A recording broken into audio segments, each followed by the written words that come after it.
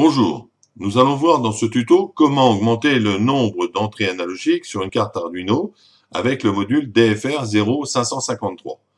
Alors faites attention, d'autres constructeurs fabriquent ce type de matériel, mais le câblage ainsi que les librairies ne sont pas forcément identiques à celles qu'on va vous présenter. Alors non seulement nous allons augmenter le nombre d'entrées analogiques, mais nous allons augmenter en précision puisque nous passons de 16 bits soit 65 535 points de mesure. Je vous rappelle quand même qu'une carte Arduino Uno possède que 6 entrées analogiques. Et la carte Arduino Wi-Fi n'en possède que 5, pouvant mesurer des tensions comprises entre 0 et 5 volts, avec une précision donc de 10 bits, soit 1024. Alors, ce convertisseur analogique numérique est paramétrable par programme avec les fonctions suivantes. On peut donc paramétrer le gain et la plage de tension d'entrée, le mode de fonctionnement de l'appareil, le contrôle de débit de données et l'état de conversion. La récupération donc de ces données, de ces entrées analogiques se fait via le bus I2C, je vous l'avais dit tout à l'heure. Comme à notre habitude, nous allons vous proposer une application qui comprend ce fameux convertisseur. Vous aurez donc la possibilité d'avoir le schéma de connexion, ainsi que le code et l'application qui vont avec. Toutes les informations sont en descriptif sous notre vidéo. L'application est la suivante. Nous allons lire le retour d'information d'un servomoteur et nous allons tracer la courbe qui correspond au retour d'information de ce servo. Voilà. Là, nous allons donc passer à l'explication du schéma et ensuite, on attaquera le système de codage sur notre Arduino. Voici donc la carte de conversion analogique. On a 4 connecteurs pour pouvoir récupérer les informations analogiques. On a le négatif, le positif et le retour analogique. Alors, ces connecteurs peuvent être utiles si vous avez des connecteurs où il faut fournir l'alimentation, mais si c'est des retours potentiométriques et qui sont alimentés par la carte, par exemple Arduino ou autre, et si vous avez une masse commune, eh bien, vous ramenez qu'un fil. Vous avez ici le connecteur de communication pour l'I2C, on a le positif, le négatif et les deux fils de com, et ici un commutateur qui sert à valider l'adresse I2C pour pouvoir dialoguer avec le module. Si j'ai qu'un module, je le laisse en 0,48. Si j'ai deux modules, le deuxième module s'appellera 0,49. Mais si vous avez un seul module et que vous avez déjà l'adresse 0,48 qui est occupée sur le bus I2C, eh bien vous pouvez la changer, ça fonctionne très bien. Donc voilà le schéma de notre application. Alors l'application à elle-même, c'est d'enregistrer et de tester les servomoteurs avec feedback. Alors là, je vous ai mis ce type de régulateur parce que on ne peut tirer toute l'alimentation sur la carte Arduino. Donc le servomoteur est quand même de moyenne puissance. Le système de relais consomme aussi et le multiplicateur, bon, c'est un peu faible comme consommation, mais bon, c'est pas anodin. On a laissé donc le multiplicateur d'entrée sur la carte Arduino, mais les deux autres pièces sont directement sur la partie régulateur de tension, donc alimentation auxiliaire. Je vous ai fait ça avec une carte comme celle-ci. Alors, pour les besoins de ce tuto, c'est pas de la régulation sur 6 volts, mais de la régulation sur 5 volts. Je vous ai fait un autre montage. Si vous n'avez pas ce type de régulateur, vous pouvez utiliser deux régulateurs différents. Alors, ou vous utilisez que 7805, mais vous n'optimisez pas votre servomoteur, ou vous utilisez deux régulateurs distincts avec des tensions d'alimentation distinctes, et auquel cas, on peut optimiser le couple du servomoteur. C'est pour ça que je vous ai choisi aussi ce type de montage. Donc, avec ce type de montage, on a un 6 volts qui apparaît ici et qui va directement au régulateur. Du coup, comme le servomoteur est câblé en 6 volts, eh bien, vous obtenez le couple max du servomoteur. Le 7805, lui, permet d'alimenter et la carte relais et le multiplicateur d'entrée analogique. Alors, voyons maintenant le câblage, mais simplement avec la carte de régulation standard que vous réglez à 5 volts. Cette carte d'alimentation va alimenter toute cette partie-là, c'est-à-dire la partie relais et la partie servomoteur. La partie donc multiplicateur d'entrée est bien alimentée par l'Arduino, mais la référence commune qui passe ici est identique à celle-ci, au niveau de la référence commune, c'est-à-dire la masse commune. Pourquoi? Parce que la masse de la carte Arduino, elle est commune par l'intermédiaire des circuits imprimés. Nous avons l'alimentation donc qui vient de ce fameux régulateur donc qui alimente le relais comme je vous l'ai dit et le servomoteur. Alors n'oubliez pas que l'histoire du servomoteur, là, comme elle va être réglée à 5 volts, il ne sera pas à son couple maximum. Nous avons aussi le signal de commande de la carte relais en jaune. Nous avons le plus qui sort de la carte Arduino qui va attaquer le multiplicateur d'entrée analogique pour alimenter cette fameuse carte.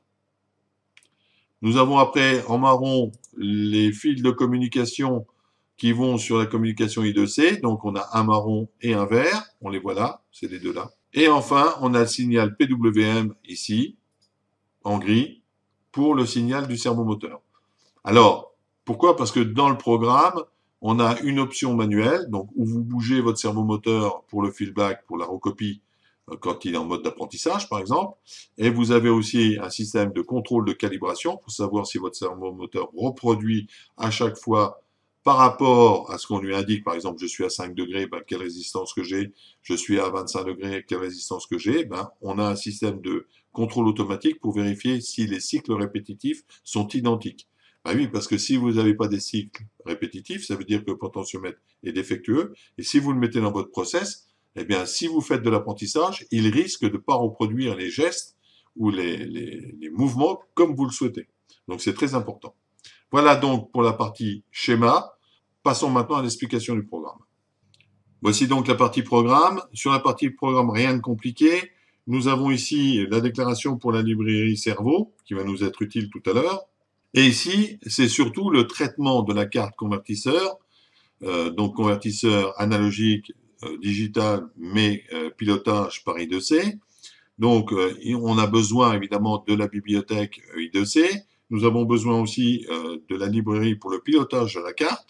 Et nous avons besoin de créer un objet pour le pilotage de la carte. Nous avons aussi besoin de déclarer donc les pins qui correspondent aux entrées analogiques de la carte en question.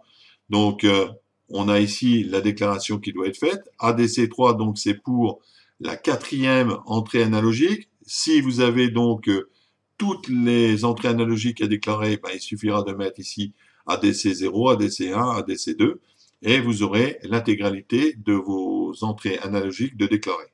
Alors là, j'ai mis dans la partie setup l'initialisation de la connexion série. Je l'ai monté assez haut, hein, 115 200 bauds. Ben oui, parce que là, on a quand même des échanges qu'on doit faire assez rapidement. L'adresse I2C, elle est faite ici avec ou adresse 0 ou adresse 1 qui correspond à 48 ou à 49. On définit le gain. Vous avez un tableau qui est fait ici, là, qui vous fait un récap donc pour le gain, pour le contrôle de débit, enfin toutes les informations que vous avez besoin. Il suffit d'aller donc sur le dernier onglet. Vous avez aussi à définir le mode de fonctionnement de l'appareil, le contrôle de débit, c'est ce qu'on vient de jeter un œil là. On définit l'état opérationnel de la conversion, c'est pareil, elle est donnée derrière, et bien évidemment, on doit initialiser le module. Alors, on va voir maintenant comment on fait une acquisition quand on a déclaré toutes ces informations-là pour ce type de module. Alors, nous voilà dans la partie contrôle manuel. Dans la partie contrôle manuel, eh bien, la première chose à faire, c'est de détacher le moteur au niveau code entre la partie servomoteur et la partie Arduino, et de couper l'alimentation juste après et la rétablir de façon à pouvoir piloter notre servomoteur à la main. C'est-à-dire qu'il y a toujours une tension sur le servomoteur, sur la partie électronique donc du cerveau, et du coup, vous avez le retour d'information. Vous vous souvenez de la fameuse déclaration qu'on a eue tout à l'heure pour l'entrée du convertisseur? Eh bien, voici donc la lecture. On récupère la lecture et on va s'arranger pour qu'on puisse donc utiliser cette lecture dans le traceur série. Alors là, dans la partie déplacement par étape, cette fois-ci, c'est à peu près la même chose qu'en manuel, sauf que là, on laisse les signaux PWM fonctionner et on utilise donc le retour servomoteur avec un cycle pour vérifier si notre potentiomètre recopie toujours le même type d'information, c'est-à-dire si on n'a pas des moments où le potentiomètre nous donnerait des valeurs erronées. Et on a toujours la fameuse lecture de la broche donc 3, qui est donc le positionnement du servomoteur. Donc maintenant, si vous voulez voir comment fonctionne le système en mode déplacement par étape, ici, là, par exemple. Donc, vous voyez, j'ai enlevé donc les commentaires. Si vous voulez le faire en manuel, il suffit d'enlever les commentaires là et les replacer ici. Donc là, nous allons travailler en déplacement par étape. Nous allons démarrer le programme, outils, traceur série, on agrandit, et voilà. Donc, pour visualiser les capacités de notre carte, nous avons mis en application le contrôle de servomoteur avec feedback. Le but étant de mettre en évidence la réactivité de la carte et la facilité d'utilisation. Facilité d'utilisation que nous avons vue par le biais de la description du programme que je vous avais faite avant, et d'ailleurs la même facilité d'utilisation pour le câblage. Je vous rappelle que vous trouverez le lien en descriptif dans la vidéo. Dans ce code Arduino, vous pourrez utiliser 3 modes, un mode manuel, un mode étape avec descente rapide, et enfin le dernier, montée et descente par étape. Ce qui nous permet, pour ce type de servomoteur, de tester le retour d'information et la fiabilité du positionnement. Comme ce code est très utile pour tester ce genre de servomoteur, nous avons développé une version sans cette carte additive.